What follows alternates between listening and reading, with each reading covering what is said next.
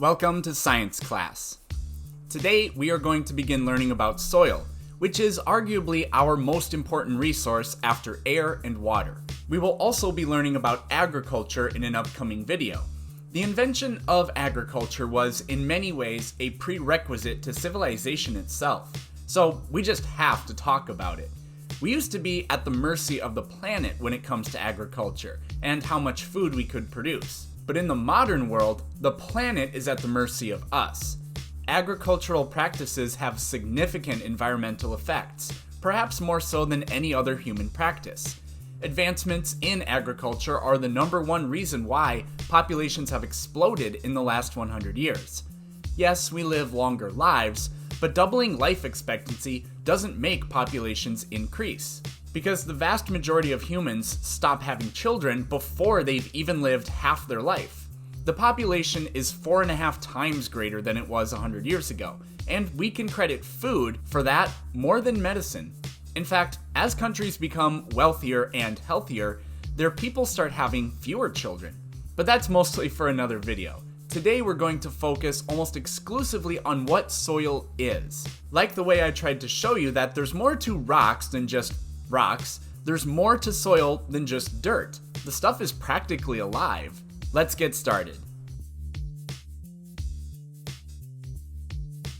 Today I want to cover 3 things: what soil is, how soil is produced, and what the characteristics of soil in general are. Take a look at this picture. Where is this place? That's right, it's Mars. Is what you see in this picture soil? No, it's not. What you see on Mars is called regolith. Regolith is a term used for fine sediments.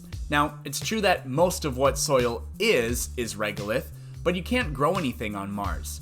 You need organic material to grow plants. Soil is the portion of regolith that supports the growth of plants, and it does because it contains organic matter as well as water. The organic matter that is in the soil is called humus. Soil only needs to be composed of around 5% humus to be productive.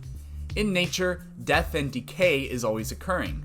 Leaves fall, bugs die, animals poop. Fungi and bacteria that live in the soil process that organic material and break it down so that it can be absorbed by plants so that they can use it as raw materials to grow. Barren landscapes slowly are converted into productive habitats, but only after soil forms. Weathering and erosion break the rock down into fine sediments, and what are called pioneer species introduce the first organic materials. Lichen and mosses are usually the first complex life to colonize a new landscape. They're usually preceded by bacteria, and then they may be succeeded by fungi that break them down.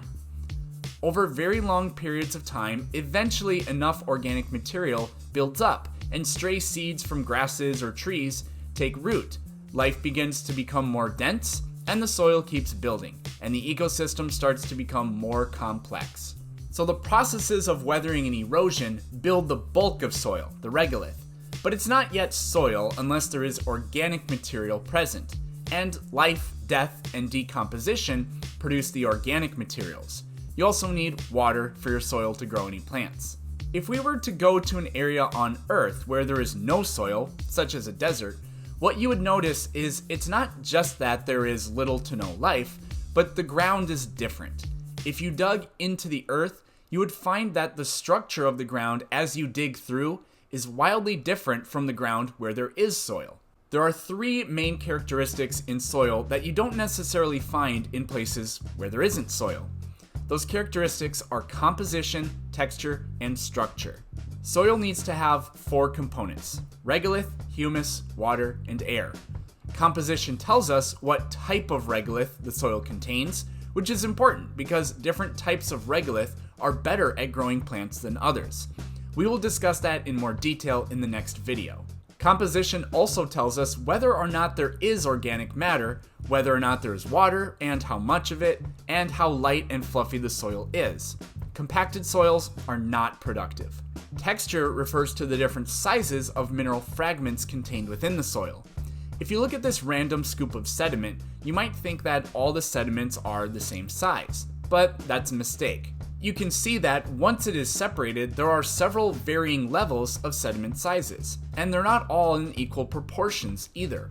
When we talk about soil regolith, we have 3 different sizes. Sand particles are those that are less than 2 millimeters across, but more than 0.05 millimeters across, or in other words, between 50 and 2,000 micrometers. Silt particles are between 2 and 50 micrometers.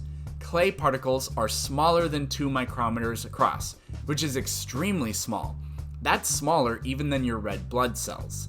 This is why clay is such a smooth material. You can't feel the sediment grains. Soil needs sand, silt, and clay. Each one has their own benefits and drawbacks. The sand allows for some fluffiness to allow water, gases, and roots to move easily. Sand particles also erode more slowly because they are heavier. But too much sand is bad. Sandy soils allow water to drain away and can't trap organic matter very well either. Silt grains are much smaller, so they trap water, but silt grains do not adhere to each other very well, and they are really susceptible to erosion. Clay acts as a bonding agent and traps water, but too much clay makes it impossible for water or roots to move through, and when it becomes dry, it becomes very hard. For most soils, a mixture of around 40% sand, 40% silt, and 20% clay is ideal. Soil that is of this consistency is called loam. The last characteristic of soil we will talk about today is soil structure. If an area remains stable for a very long time, then the soil will develop layers, which we call horizons. The uppermost horizon is the topsoil, which we can call the A horizon. This is where all of the organic matter is concentrated, and the soil is normally dark in color. If you remove the A horizon, what you have left will not support plant growth. Sometimes the uppermost portion of the A horizon is referred to as the O horizon, as in organic. The organic material typically doesn't go deeper than the first few centimeters. Below the A horizon is the subsoil, which we can call the B horizon. This layer is normally lighter in color than the A horizon.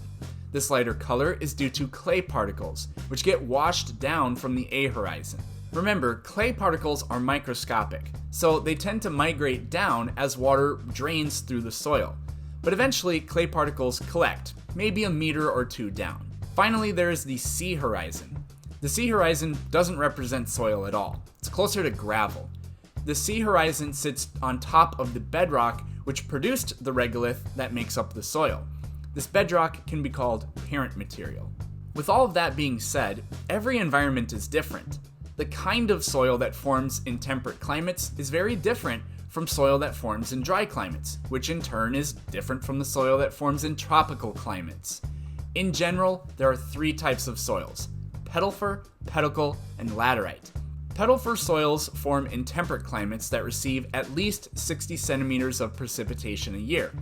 These soils have deep, rich A horizons. Because these soils are so productive, they can support temperate forests containing deciduous trees.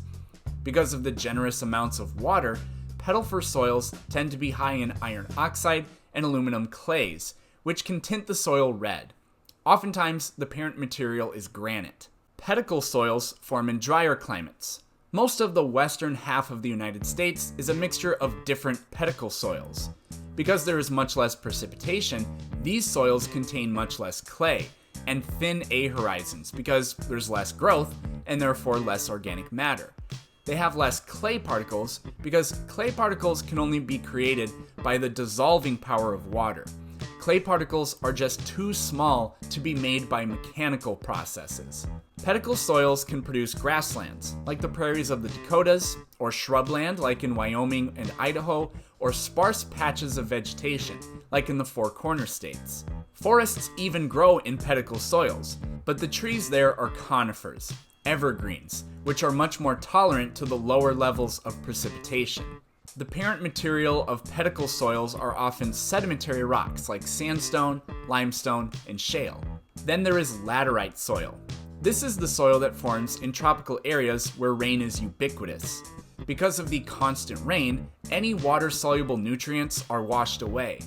Also, because of the incredible density of trees and fungi and other organisms, Any organic matter that hits the floor is immediately broken down and absorbed into other organisms. Paradoxically, rainforest soils contain almost no organic matter at all and have the poorest nutrients of any other soil. The competition for those nutrients is too high, and the water washes away anything that's not used. Laterite soil can be baked into hard material if it's left out to dry. The temple site of Angkor Wat in Cambodia is made entirely of bricks made of the tropical soil. Next time, we're going to focus on the factors that create the differences between productive soils and unproductive soils. Thanks for watching.